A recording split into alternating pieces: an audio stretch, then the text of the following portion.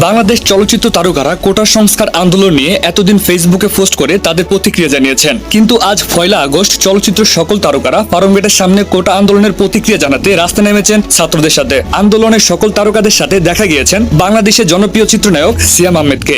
সিয়াম আহমেদকে প্রশ্ন করা হলে সিয়াম আহমেদ বলেন, আমার পক্ষ থেকে তো আলাদা কোনো কিছু বলার না, পুরো দেশের মানুষই একই কথা বলছে এবং দেশের মানুষ যখন সবাই একসাথে কোনো ন্যায্য দাবি রাখে তখন সেটা একটু হলেও মাথায় আনা দরকার যে সেটা ফেলে দেওয়ার মতো না। তো আমরা আমাদের যে ভাইরা যে বোনগুলো মারা যাচ্ছে, যে ভাইটা মারা গেল, দেখেন যদি আপনি সুস্থ স্বাভাবিক মানুষ হন, আমরা রাত্রেবেলা ঘুমাতে পারবেন না।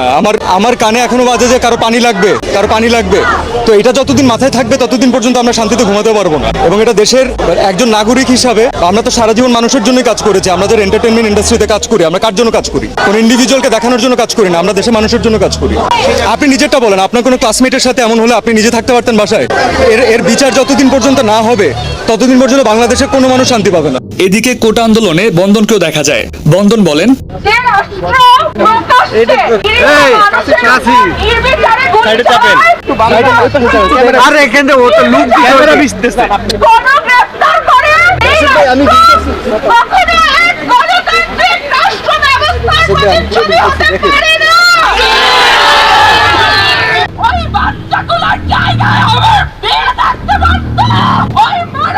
ভাই চেপেন না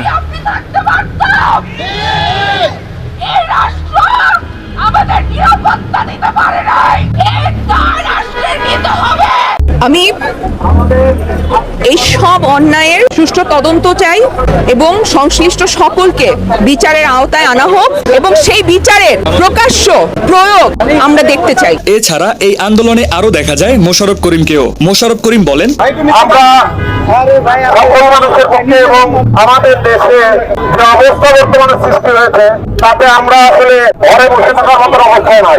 আমরা রক্ত দেখতে চাই না, আমরা সকল নির্যাতন, গোলাগুলি, হত্যা, রক্ত এগুলো দেখতে চাই না, এগুলোর বাইরে আমরা থাকতে চাই। তো ভিউয়ার্স, এই বিষয় নিয়ে আপনার কি মতামত কমেন্ট করে জানিয়ে দিবেন। এছাড়া এই ভিডিওটি যদি ভালো লাগে তাহলে আমাদের এই ভিডিওতে একটি লাইক করে আমাদের চ্যানেলটিকে সাবস্ক্রাইব করে আমাদের পাশেই থাকুন। ধন্যবাদ সবাইকে।